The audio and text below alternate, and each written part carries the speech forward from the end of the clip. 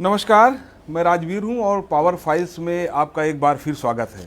आज हमारे साथ बातचीत करने के लिए 1989 बैच के सीनियर आईएएस सुरेश चंद्र जी हैं। सुरेश चंद्र जी के बारे में बहुत सारी चर्चाएं होती हैं इनके पॉजिटिव कामों को लेकर, और जिन जिन विभागों में वो रहे हैं उन विभागों में उन्होंने क्या बेहतर किया है, इस पर हम बातचीत करेंगे। साथ ही साथ उनका व्यक्तिगत जीवन कैसा रहा, कैसे उन्होंने तैयारी की, इस पर बात करेंगे। विभाग, चूँकि इस वक्त उनके पास श्रम एवं सेवा योजन है और ये विभाग अपने आप में बेहद महत्वपूर्ण विभाग है, क्योंकि श्रम विभाग एक ऐसा विभाग है जिसमें देश के अधिकतर लोग, प्रदेश के अधिकतर लोग जुड़े हैं। जो भी कोई कार्य करता है एडमिनिस्ट्रेटिव को छोड़कर, वो श्रमिक होता है। तो बातचीत की शुरुआत करते हैं। सर, बहुत बहुत स्वागत है आपका। Thank you. सुरेश सर, सबसे पहली बात तो ये कि विभाग पे चर्चा करेंगे, लेकिन आपके बारे में बहुत सारे लोग जानना चाहते हैं कि आप रहने वाले कहाँ के हैं, पढ़ाई कैसी हुई आपको, यूपीएससी में आप कब और कैसे आए। तो सबसे पहला सवाल मेरा यही है कि जो मैंने जानकारी की कि आप फर्रुखाबाद के नगला के रहने वाले हैं, कोई गांव है शायद, मुझे गांव मैंने गूगल पे सर्च किया, नहीं मिला वो। थोड़ा सा अपने बारे में दर्शकों को बताएं सर। देखिए, मैं फर्रुखाबाद जनपद का ही रहने वाला हूँ जी। और सदर तहसील में गांव पड़ता है नंगलाबाग, थाना मोहम्मदाबाद है और ज़िला फर्रुखाबाद है, वहाँ का रहने वाला हूँ। और जो एलिमेंट्री एजुकेशन है वहीं से शुरुआत हुई, गांव से ही जी। और फर्रुखाबाद जनपद में कमालगंज एक जगह है, टाउन एरिया है, वहाँ से मैंने बीएससी किया कानपुर यूनिवर्सिटी से। बीएससी करने के बाद मैं जो आईआईटी रुड़की, उस समय रुड़की यूनिवर्सिटी था, सिविल इंजीनियरिंग में एडमिशन लिया। वहाँ से 2-3 महीने के बाद मैंने छोड़ दिया। फिर एमएससी में एडमिशन लिया पीपीएन कॉलेज कानपुर, 2-3 महीने वहाँ पढ़ा, फिर छोड़ा। उसके बाद आईआईटी वाराणसी में कंप्यूटर साइंस में बीटेक में एडमिशन लिया। और जब वहाँ एडमिशन लिया तो जो फर्स्ट ईयर में था, तो जिस हॉस्टल में रहता था वहाँ पर एक उत्तर प्रदेश कैडर के रमा रमन साहब थे। रमा रमन शायद वो कानपुर के ही रहने वाले थे। नहीं, रमा रमन साहब बिहार के रहने वाले हैं, लेकिन बीएचयू में पढ़ते थे, आईआईटी बीएचयू में इलेक्ट्रिकल इंजीनियरिंग में। और एक मिस्टर विनोद मल थे, उनका सिलेक्शन आईपीएस में हुआ था, और रमा रमन साहब जो है आईआरटीएस उस समय हुए थे। तो खाली समय में मैं, ये वरिष्ठ लोग थे, एमटेक कर रहे थे, तो मैं बीटेक फर्स्ट ईयर में था, तभी इनसे कांटेक्ट हुआ, इनसे थोड़ा सा मोटिवेशन मिला और वहीं से मैंने तैयारी करना शुरू किया।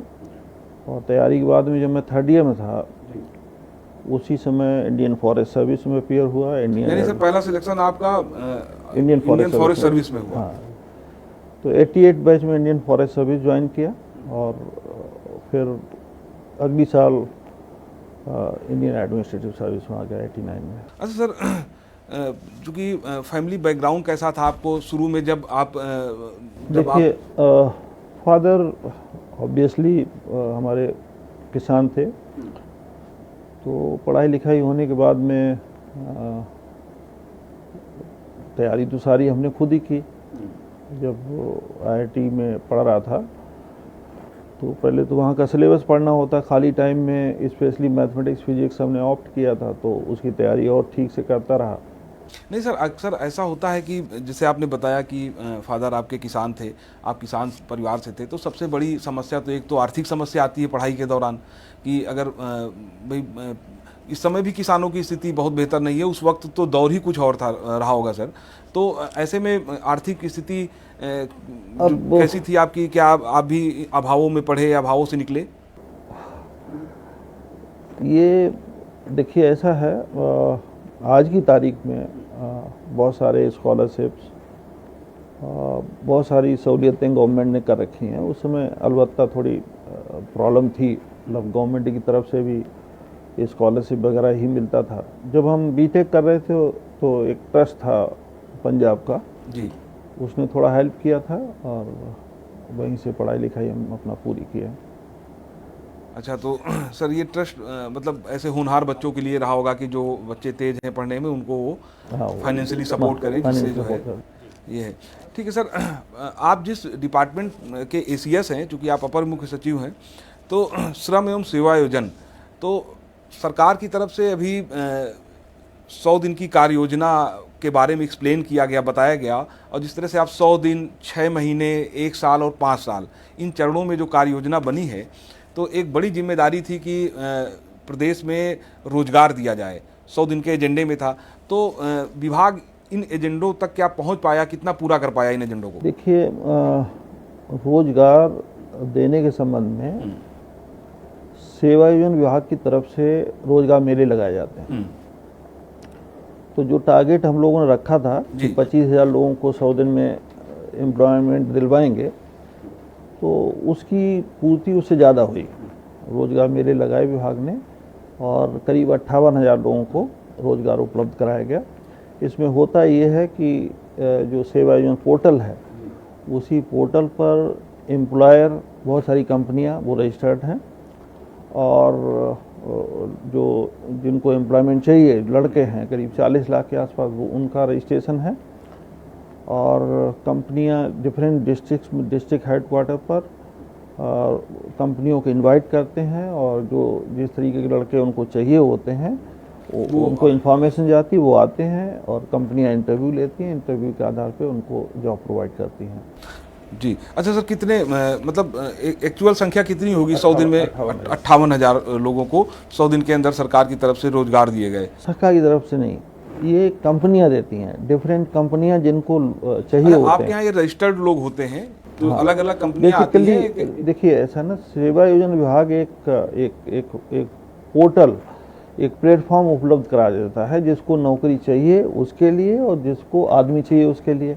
तो कंपनियां भी हमारे पोर्टल पर रजिस्टर्ड हैं, और जो लड़के हैं जिनको एम्प्लॉयमेंट चाहिए वो भी रजिस्टर्ड हैं। तो जिस एरिया में रोजगार मेला लगता है, तो वहाँ के लड़कों को सेवा योजना विभाग की तरफ से सूचना भी दी जाती है। बाल श्रम की अगर बात करें सर, तो बाल श्रम एक कुप्रथा की तरह है। इसको लेकर पहले भी तमाम प्रयास किए गए हैं, हालांकि इस पे बहुत कुछ कंट्रोल भी हुआ है, लेकिन अभी भी बाल मजदूर आप देखिए तो चाहे होटलों से लेकर तमाम जगहों पर ऐसी जगह मिल जाते हैं जिन्हें अक्सर छोटू कह के बुलाया जाता है।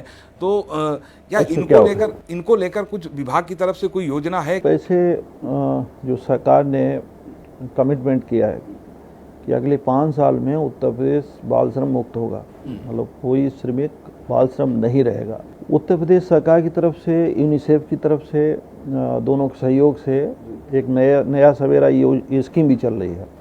नया सवेरा? हाँ, उसमें होता यूँ है कि ऐसे हॉट स्पॉट्स जहाँ पे बच्चे ज़्यादा हैं, वहाँ पे उनका आइडेंटिफिकेशन किया जाता है, फिर प्रयास करके उन बच्चों को स्कूल में दाखिला कराया जाता है, वो स्कूल में जाते हैं। ख़ास तौर से ऐसे परिवार, उन परिवारों को डिफरेंट गवर्नमेंट स्कीम से कवर किया जाता है, ताकि उन परिवारों की आमदनी बढ़ सके और वो अपने बच्चे जो स्कूल जाना शुरू हुए उनका ड्रॉप आउट ना हो।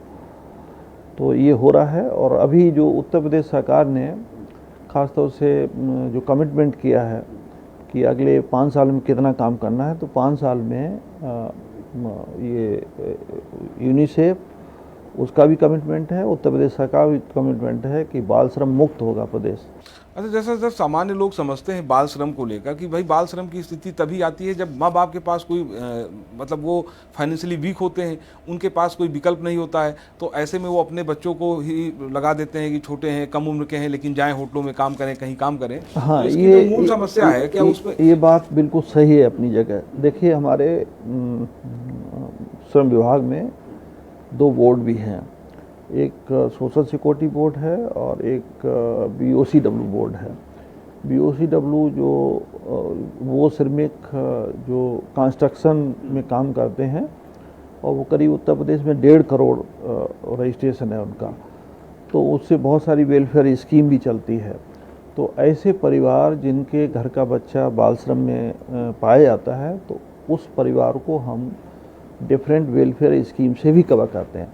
अच्छा, उत्तर प्रदेश सरकार, भारत सरकार की बहुत सारी स्कीम्स हैं, तो सरकार के ऐसे आदेश हैं कि अगर ऐसा कोई परिवार जिसमें गरीबी की वजह से बच्चे स्कूल नहीं जा पा रहे, तो उन परिवारों को डिफरेंट स्कीम से लाभान्वित किया जाए, ताकि उनके परिवारों की आर्थिक सुधार हो सके और बच्चे स्कूल जा सकें।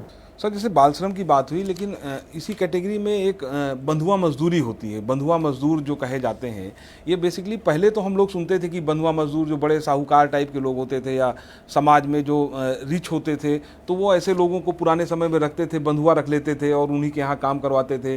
तो क्या वो प्रथा अभी भी चली आ रही है? हाँ, बंधुआ देखिए, इसमें नेशनल ह्यूमन राइट्स कमीशन और वो भी समय समय पे मतलब आदेश देता रहता है। ये बंधुआ श्रम की शिकायतें आती हैं, और ख़ासतौर से भट्टों पे जो मजदूर काम करते हैं डिफरेंट स्टेट से आके, जैसे छत्तीसगढ़ के हुए या मजदूर मध्य प्रदेश से आए, तो बंधुआ मजदूर की शिकायतें वहाँ पे आती हैं, और वहाँ पे डिस्ट्रिक्ट मजिस्ट्रेट और लेबर डिपार्टमेंट के सहयोग से उनको बाल श्रम मुक्त कराया जाता है, बंधुआ श्रम मुक्त, और उस परिवार को रिहैबिलिटेशन के लिए मदद भी की जाती है। करीब 1 लाख रुपए अगर कोई श्रमिक वहाँ से छुड़वाया जाता है तो रिहैबिलिटेशन के 1 लाख रुपए दिया जाता है। अगर महिला और बच्चे हैं तो उसको 2 लाख दिया जाता है, और विशेष परिस्थिति वाला कोई अगर है तो 3 लाख रुपए दिया जाता है। पर्पज़ इसका ये है कि जो एक दफ़े मुक्त हो जाए तो कुछ और काम कर ले जिससे दोबारा वो बंधुआ ना होने पाए। अच्छा, इसमें एक चीज़ और है कि सरकार ने ऐसा भी निर्णय लिया है कि अब हम एक माइग्रेंट वर्कर्स का पोर्टल बनवा रहे हैं। तो ये पोर्टल बन जाएगा, अगले 1 साल में बन जाना चाहिए। तो जो भी वर्कर है जो बाहर से आएगा, बाहर से आए तो, और यहाँ से बाहर जाए तो उस पोर्टल पे उसका रजिस्ट्रेशन होगा, ताकि हम बड़े आसानी से ट्रैक कर सकेंगे कौन आदमी जिसको हमने श्रम मुक्त, बंधुआ श्रम मुक्त कराया है, वो कहाँ काम कर रहा है, ताकि वो दोबारा उसमें ट्रैप में ना फंसे। अच्छा सर, इस पे मुझे लगता है कि एक जो कड़े दंड का प्रावधान तो है, लेकिन उसका पालन नहीं हो पा रहा है क्या ठीक से? अगर ऐसा होता तो जो लोग, खास तौर पे मैंने देखा कि जो ईंट भट्टे, चाहे उत्तर प्रदेश को हो या उत्तर प्रदेश के बाहर जो ईंट भट्टे लोग चलाते हों, वहाँ पे इस तरह की शिकायतें ज़्यादा आती हैं। देखिए, इसमें होता है कि जैसे ईंट भट्टे होते हैं, वहाँ पर कोई ठेकेदार, बिचौलिया आदमी, वो एडवांस पैसा उनको दे करके लेके आता है, जबकि उत्तर प्रदेश सरकार ने ये आदेश कर रखे हैं कि जो श्रमिक हैं, इवन भट्टे पे काम करते हैं, तो सारा का सारा पैसा जो है उनके अकाउंट में जाए। अगर पैसा अकाउंट में ट्रांसफ़र होता तो निश्चित रूप से वो उनके जो बिचौलिया है उनसे वो खत्म हो जाएगा, वो शोषण नहीं कर सकेगा। लेकिन वो उसमें इसमें भट्टा मालिकों की भी रिलक्टेंसी रहती है कि अकाउंट में किस तरीके से पैसा ट्रांसफ़र करें, क्योंकि वो पैसा जहाँ से मजदूर लेके आते हैं वहाँ पे एडवांस करके आते हैं। तो कहीं कहीं वो बिचौलिया आदमी है, वो डिसऑनेस्टी की वजह से फिर वो मजदूर शिकायत करते हैं कि साहब हम यहाँ पे फंस गए हैं और हमें पैसा नहीं मिल रहा। तो हमारे मजिस्ट्रेट और लेबर डिपार्टमेंट के अफसर जाते हैं, उन्हें रेस्क्यू कराते हैं। रेस्क्यू कराने के बाद में बंधुआ परिवार की जो भी हेल्प होती है सरकार की स्कीम है, उससे लाभान्वित कराया जाता है। ये है। अच्छा सर, एक लेकिन ये सरकार के भी कमिटमेंट है कि जैसे बाल श्रम मुक्त होगा प्रदेश, और बंधुआ श्रम मुक्त भी प्रदेश को करने का लक्ष्य है अगले 5 साल में। इसकी डेडलाइन दी गई है बकायदे 5 साल में। हाँ, इस बुराई से बिल्कुल मुक्त प्रदेश हो जाएगा जी। अच्छा सर, तकरीबन 33-34 साल हो रहा है आपको यूपीएससी में आए हुए। बहुत सारे विभागों में आप रहे हैं और कई ज़िले में जिलाधिकारी के रूप में रहे होंगे, बहुत सारी जगह कमिश्नर रहे होंगे। अभी आप हाल में सिंचाई विभाग में थे, रेवेन्यू बोर्ड में थे। तो इस 33-34 साल के सफ़र में कभी कोई ऐसा आपसे कोई निर्णय हो गया हो जिसको लेके लगा हो कि ये थोड़ा सा गलत हो गया, इसको सही करना चाहिए, या अनजाने में हो गया, बाद में आपको रियलाइज़ हुआ हो कि यार ये गलत हो गया, या कोई ऐसा निर्णय हो कि जिसकी छाप अभी भी आपके मन मस्तिष्क में हो, कि जिस काम को लेकर अभी भी आप सोचते हैं तो बड़ा संतोष होता हो कि यार ये हमने ऐसा किया?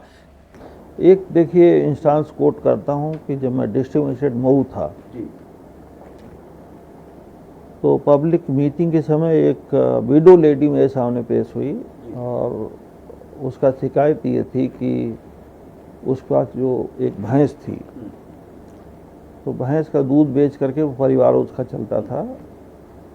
तो जो पीडब्ल्यू के लोग कोलतार रखते हैं, तो कोलतार जो है उसमें भैंस फंस गई, और फंसने के बाद उसकी डेथ हो गई। तो तो उसने कहा कि साहब मेरी मतलब ये भैंस की डेथ हो गई, पोलताल पीडब्ल्यूडी वालों का था। तो जब मैंने पीडब्ल्यूडी से पूछा कि भाई आप ये बताइए कि इसकी भैंस की डेथ हो गई तो जिम्मेदार कौन है? जिम्मेदार कौन है? तो पीडब्ल्यूडी वाले के साहब मेरे यहाँ तो ऐसे ही पोलताल रखा जाता है। तो मैंने निश्चित रूप से मैंने कहा कि ठेकेदार और पीडब्ल्यूडी इंजीनियर इन दोनों के खिलाफ या तो हम मुकदमा करेंगे, जेल भेजेंगे या फिर उसकी भरपाई करें। या उसकी भरपाई करें। तो उस गरीब महिला को ठेकेदार और इंजीनियर ने मिल के उसको भैंस का जो पैसा था वो दिया। तो हालांकि वो अगर आप हमसे पूछें तो वो कानूनी रूप से मुझे लगता है कहीं न कहीं कानूनी रूप से गलत हो सकता है, लेकिन मोरली उस परिवार की एक बहुत बड़ी मदद थी और वो मदद हो सकी। ऐसे बहुत सारे इंस्टेंसेस आए, लेकिन ये हमेशा याद रहता है कि प्रशासक को कभी हो सकता है क्या कहते हैं कभी बियॉन्ड थोड़ा सा जाना पड़े, बियॉन्ड जाना पड़े। अगर वो जानित में है तो उस पर विचार करना चाहिए। जिस तरह से उत्तर प्रदेश में तमाम चीज़ें बदली, तमाम चीज़ें चल रही हैं, आगे भी चलती रहेंगी। ख़ासतौर पे आप लोगों को लेके अक्सर ये बात होती है कि भाई बहुत बड़ा सामंजस्य बैठाल के राजनेताओं और आपके बीच अधिकारियों के बीच सामंजस्य बैठाल के काम करना पड़ता है। तो क्या कभी कोई ऐसा मौका भी आया कि किसी राजनेता से आपकी कहा सुनी हो गई हो या कोई डिसीजन आप पे थोपा गया हो और आपने मना किया हो? क्योंकि अक्सर ऐसा करियर में कई बार होता है। देखिए ऐसा है, राजनेताओं का अपना काम है और हम लोगों का अपना काम है। हम लोगों का काम ये है कि with in framework of the rules कोई मामला आता है कि रूल्स के मुताबिक उसका हम लोग करवाएं।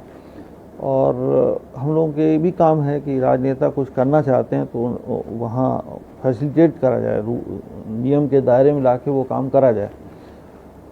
तो ऐसा आता नहीं है, कभी कोई अवसर बे हुआ तो उनको बताएगा तो मान लेते हैं, ऐसा नहीं है। चलिए सर, मैंने तो ये सवाल इसलिए पूछा कि उत्तर प्रदेश में इन दिनों ये चीज़ें ज़्यादा हो रही हैं कि कई बार अक्सर हम लोग सुनते हैं, सत्ता गलियारों में चर्चाएं होती हैं कि तमाम जो अधिकारी हैं उनकी मंत्रियों से नहीं पट रही है, मंत्री अपने एसीएस है उनसे नहीं खुश हैं। ये सब तमाम बातें हैं बातचीत करने हमारा के लिए। ऐसा कोई दिक्कत हुई नहीं जी, जाहिर सी बात है आपका नहीं होगा, अच्छी बात है सर। चलिए, इस बातचीत के लिए सर बहुत बहुत धन्यवाद आपका। तो ये हमारे साथ सुरेश चंद्रा जी थे, 1989 बैच के आईएएस हैं और जो तमाम अपने कामों को लेकर, जैसे मैंने शुरू में बताया, चर्चा में रहते हैं। अगली बार हम किसी और आईएएस के साथ आएंगे और उसके बारे में भी चर्चा करेंगे, उसके तमाम कामों को आप तक ले आएंगे। नमस्कार।